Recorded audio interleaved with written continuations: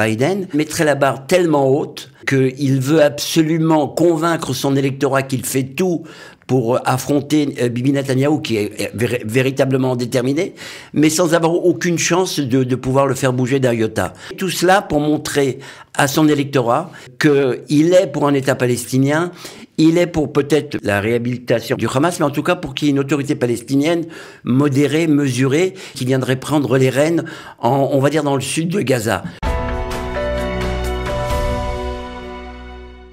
Bonjour et shalom, Richard Darmon au micro du studio Kalita pour notre magazine bimensuel d'analyse géopolitique intitulé Israël dans sa région, Israël au cœur du Moyen-Orient, avec comme thème aujourd'hui les grosses tensions entre Israël et les États-Unis liées à l'évolution de la guerre à Gaza et surtout aux pressions de Washington sur Jérusalem en vue et en faveur de la création d'un État palestinien à l'issue de cette guerre, notamment dixit Anthony Blinken, qui est le secrétaire d'État et donc le ministre des Affaires étrangères américain, dixit donc pour marginaliser l'Iran. Alors, afin d'en parler avec nous dans le studio, André Darmon, vous êtes directeur et rédacteur en chef du mensuel israélien francophone Israël Magazine et vous êtes donc expert en affaires régionales. André, bonjour. Bonjour Richard. On assiste, tout le monde le constate depuis quelques jours, à des tirs groupés très intenses de la part de l'administration américaine, avec le président Biden en tête, son secrétaire d'État, Blinken, qui tentent ensemble d'imposer à leur allié Israël, comme issue à la guerre de Gaza, la création d'un État palestinien dans la bande de Gaza et en Judée-Samarie, en considérant que cette pseudo-solution serait la clé d'une baisse des tensions au plan régional. Alors, cette perspective qui avait été pourtant totalement délaissée ou mise entre parenthèses par Washington pendant de longs mois, la voilà maintenant au devant de la scène. À quoi attribuez-vous cette nouvelle donne diplomatique de l'administration américaine? Oui, vous avez raison, il y a un paradoxe que pendant plusieurs années, j'allais dire 10-15 années, le problème palestinien n'a pas été mis sur la table, il n'y a pas eu de négociation entre Netanyahou et Abou Mazen, et subitement, à la suite de l'extraordinaire et terrifiante chose qui nous est arrivée le 7 octobre, alors qu'on devrait, de manière absolument naturelle, et c'est le vœu du gouvernement et du cabinet militaire, le cabinet de guerre, faut l'appeler comme ça. Son vœu, c'est de véritablement démembrer le Hamas sur le plan militaire et sur le plan politique, récupérer bien évidemment nos otages et faire en sorte de ramener la sécurité à la fois pour les gens de ce qu'on appelle OTEF, que j'appelle moi OTEF Israël et pas OTEF Gaza, pour le Nord, et on en parlera certainement. Le pourtour de Gaza, en fait. Le pourtour de Gaza. Et on assiste véritablement à une résurgence d'une volonté qui n'est absolument pas entérinée par le peuple israélien. On l'a vu dans les sondages. On entend, c'est même pire que cela, c'est-à-dire qu'on ne veut même pas entendre parler d'État palestinien. Et pour beaucoup d'Israéliens, je crois pour 60%, je crois qu'ils ne veulent plus entendre parler de Palestiniens autour d'eux. Et à plus forte raison, peut-être parmi eux, si nous parlons de Judée-Samarie. Oui, alors, dans cette direction, les États-Unis sont allés encore plus loin lors du dernier week-end, en exerçant un véritable chantage, on pourrait dire, en Israël, sur Israël, liant ces processus en faveur donc d'un nouvel accord avec le Hamas pour la libération des 136 otages. C'est-à-dire qu'il y a la perspective ou la volonté qu'ils ont de déboucher sur la création d'un État palestinien en considérant, comme tout à fait illusoire, mais en considérant que la création de cet État ferait baisser les tensions dans la région, avec aussi, en liant cette perspective à celle d'une nouvelle solution, d'un nouveau deal, accord entre Israël et le Hamas pour la libération des 136 otages encore détenus à Gaza, Gaza. Et donc, c'est du jamais. On peut dire que surtout de la part d'un allié qui est censé être Washington, qui effectivement d'un certain côté a aidé Israël au niveau de la logistique, notamment des munitions jusqu'à maintenant, depuis le début de la guerre. Mais c'est du jamais vu dans le sens où là, il y a comme ça, tout d'un coup, une sorte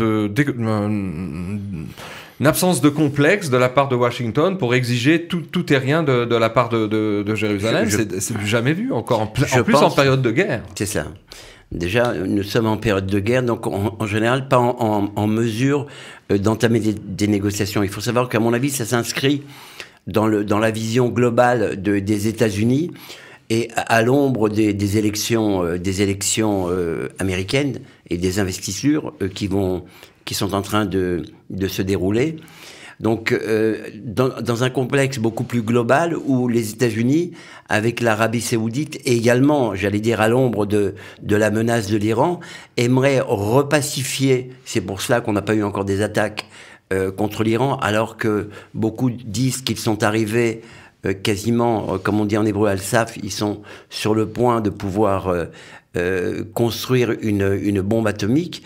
Et donc, dans cette perspective régionale de pouvoir assainir le paysage, Israël, bien malgré ce qui nous est arrivé, apparaîtrait un petit peu comme le canard noir, celui qui veut... parce que quand Bibi Netanyahou parle d'avoir un contrôle à l'ouest du Jourdain, ça veut dire... Il n'y a pas beaucoup de commentateurs qui l'ont relevé, mais moi j'ai compris que c'était la Judée-Samarie.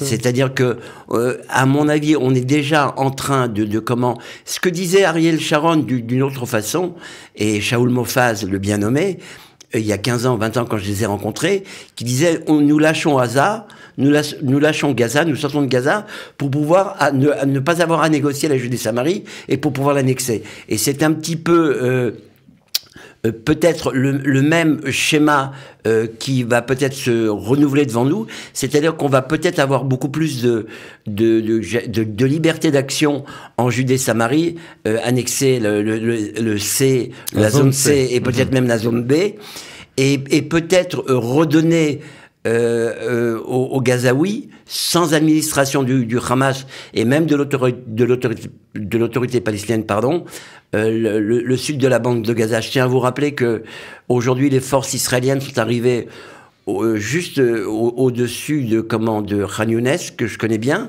Donc c'est le Moassi, et le Moassi était mitoyen du Gush Katif. Donc nous sommes revenus 20 ans en arrière. Et il est évident qu'on parlait des élections américaines, il est évident que Joe Biden, et les sondages américains le prouvent, avec quel que soit son adversaire, à l'époque c'était DeSantis, qui vient de se retirer de la course à l'investiture, mais au profit de Trump. Au profit de Trump, vous avez raison. Mais s'il se présentait contre Nikki Haley, qui ne recueille pourtant que 15% des sondages, mais même contre Nikki Haley, il perdrait les élections. Les élections, ça veut dire que que Joe Biden a perdu, j'allais dire, toute sa base entre guillemets obamiste. La base démocrate juive ne l'a pas abandonné parce que il a montré un soutien pas complètement indéfectible à Israël. Et le but aussi des pressions dont vous parliez, c'était de se rabibocher avec cette aile de gauche, démocrate, du Parti démocrate, qu'il a relativement lâché dans les sondages et qu'il espère ramener à la maison. Mais je dirais le Yetzer, le penchant et la nécessité de se battre à fond pour essayer de redresser la barre au niveau des sondages et des élections de novembre prochain. Est-ce que, justement, face au fait que, évidemment, l'administration américaine n'ignore pas que les 2/3, voire les 3/4 des Israéliens, surtout après le 7 octobre, sont complètement opposés à la création d'un quelconque État palestinien à leurs frontières, et a fortiori un État qui, dans le plan de Blinken et Biden, lierait Gaza à la Judée-Samarie. Est-ce que vous pensez que c'est ce penchant, cette volonté féroce de se battre jusqu'au bout pour les élections qui fait qu'aujourd'hui, maintenant, tout d'un coup, en l'espace de quelques jours, on nous a sorti cette solution de l'État, enfin des solutions à 2 États, et sans tenir compte de ce qu'est l'opinion publique israélienne. Ce que je voulais dire simplement, ça va être un peu complexe, mais on pourrait faire une analogie entre ce qu'on appelle les Iskat Khatoufim, comment on pourrait traduire ça, les discussions sur un accord pour les otages, les kidnappés. Où on voit un groupe terroriste qui est complètement minorisé aujourd'hui faire des demandes impossibles à l'État d'Israël, comme la libération des terroristes de la Noukba, deux, la sortie de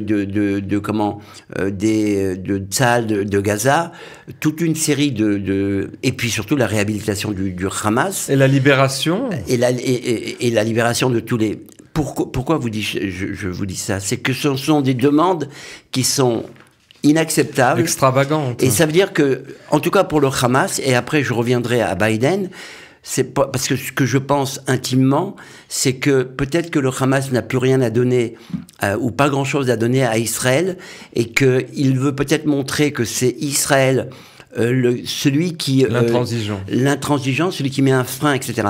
Pour revenir à Biden, c'est exactement la même chose, mais dans un autre domaine, c'est qu'il mettrait la barre tellement haute qu'il veut absolument convaincre son électorat qu'il fait tout pour affronter Bibi Netanyahou, qui est véritablement déterminé, mais sans avoir aucune chance de pouvoir le faire bouger d'un iota.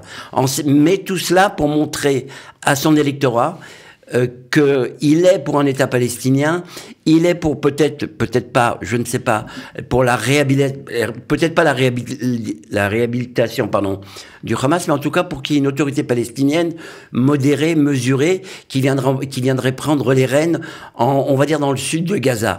Donc, on a affaire, je crois, que ça soit du côté du Hamas ou du côté de Joe Biden, du fait de la détermination du gouvernement, du cabinet de guerre, du Premier ministre Netanyahou et du pays tout entier. Comme vous l'avez dit, il y a 70%, je regardais encore un sondage, entre 64 et 70% des Israéliens qui ne veulent pas entendre parler du Hamas, ils ne veulent pas entendre parler d'une sortie de Tzahal de Gaza, et qui ne veulent surtout pas entendre parler, nous revenons à Biden, d'un État palestinien. Alors justement, on se souvient que Benjamin Netanyahou, quand il était aux affaires, il y a quelques années, il a su tenir tête, et la tête très haute, à Barack Obama, qui était un autre président démocrate, à la limite beaucoup plus offensif et pacifiste et à gauche que Biden, a priori, bien que une partie de l'entourage de Biden soit aussi sortie de l'ancien entourage d'Obama. Mais alors, ma question, c'est est-ce que Benjamin Netanyahou, ces dernières semaines et ces derniers jours, a su tenir tête à Biden et à Blinken, en affirmant, je cite, qu'il fallait parfois savoir dire non à un pays ami quand la sécurité et l'avenir d'Israël étaient en jeu. Alors est-ce que vous pensez qu'il va pouvoir, dans les jours et les semaines qui viennent, tenir encore longtemps face à ces pressions sans précédent? Écoutez, moi, c'est une des réflexions que je me suis faites. Je pense que ça dépendra énormément de notre entrée en guerre au nord. Donc, dans la mesure, si nous entrons en guerre au nord, alors beaucoup pourraient dire que nous sommes déjà en guerre au nord, mais si on se rappelle la deuxième guerre du Liban en 2006, le 13 juillet 2006, juste après la fin de la Coupe du Monde de football, le Hezbollah avait bien attendu la fin. Donc, cela dépendra de notre entrée en guerre réelle, et peut-être que le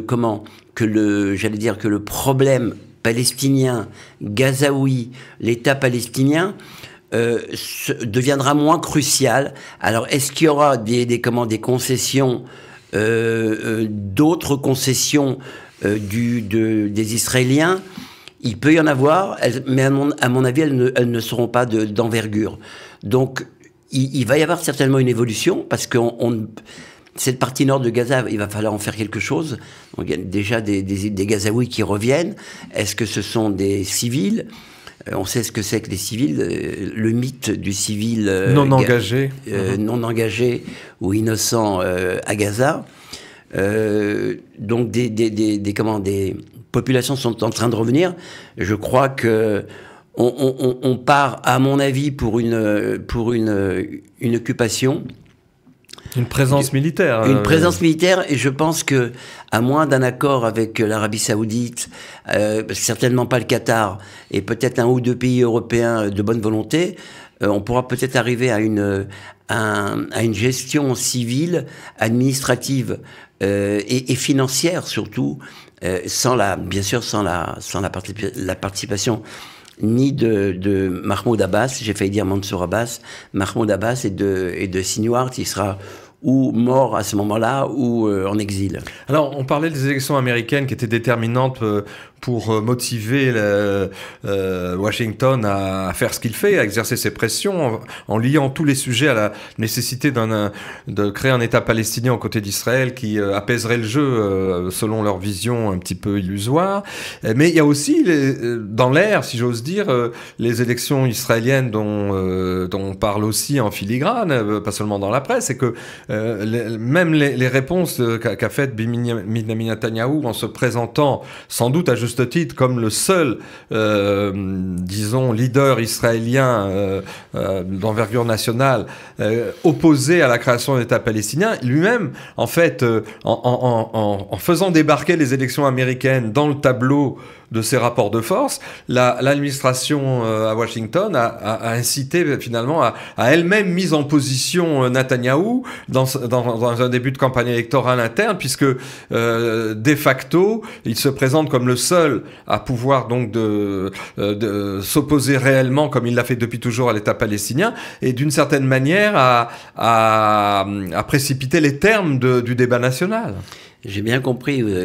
Écoutez, je crois depuis le premier jour où certains journalistes, d'ailleurs nos amis, pas forcément nos amis aussi, réclamaient à Bibi Netanyahou de prendre ses responsabilités. Et donc de partir.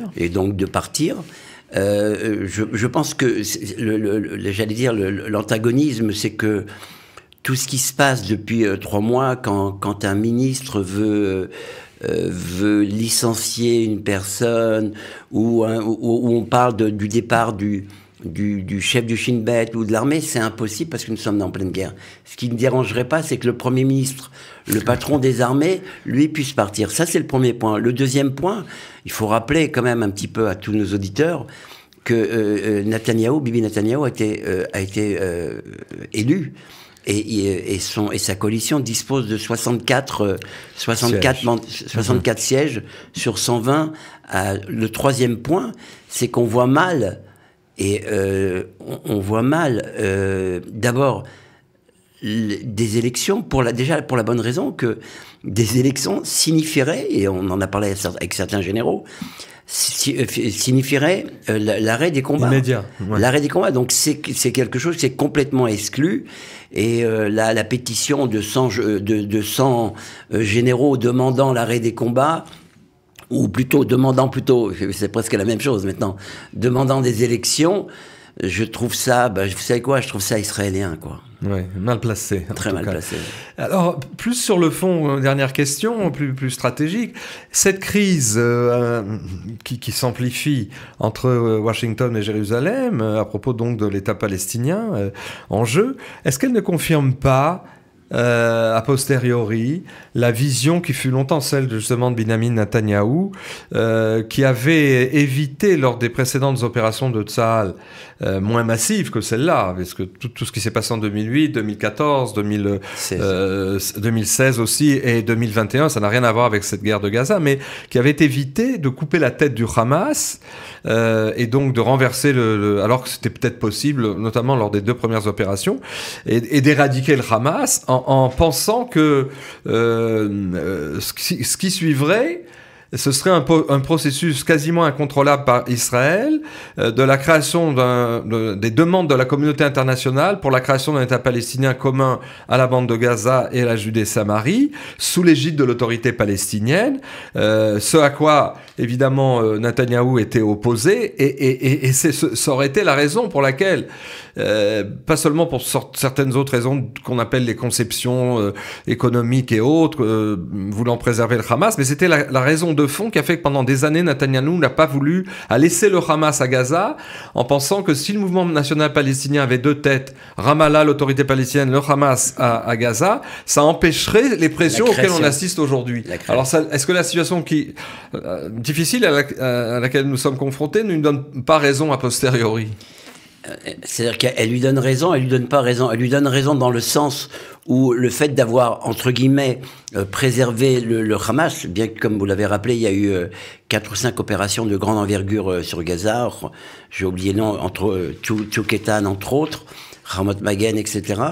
Donc la stratégie, effectivement, de Binyamin Netanyahou était non pas de renforcer, comme on l'a dit, pas plus que donner de l'argent, parce que donner de l'argent, ça a été fait depuis 2014, et c'était sous le coup des pressions internationales extrêmement fortes de l'ONU et des États-Unis. Donc cette stratégie était en fait mise en place pour justement scinder, et c'était hyper stratégique, de scinder les groupements terroristes, il n'y a pas d'autre mot. Ouais. Quand on voit ce que fait le Fatah, Abbas, en Judée-Samarie. Donc, ce qu'on n'a pas, envisagé, ce qu'on n'a pas évalué, et là, nous-mêmes, au magazine, on fait une étude extrêmement précise, extrêmement détaillée sur ce qui s'est passé sur les renseignements. Donc, il y a l'évaluation qui a été transmise au Premier ministre, au gouvernement. Ce sont de mauvaises évaluations, et il est évident, je pense que n'importe quel Premier ministre, président, responsable, sachant de manière extrêmement claire, consciente, ce qui se passait dans les coulisses, n'importe quel, j'allais dire, vous, moi, on aurait pris les devants et on aurait fait ce qu'avait proposé le général Eliezer Toledano en mai 2023. C'est une guerre préventive contre le Hamas, guerre préventive qu'on devrait peut-être mettre en action aujourd'hui. Elle n'est plus tellement préventive, mais au nord. Eh bien, merci André d'être venu au studio Cadelita pour nous donner toutes ces explications. Merci aussi à nos auditeurs de nous avoir écoutés. Et on vous donne rendez-vous au prochain magazine Israël dans sa région, Israël au cœur du Moyen-Orient.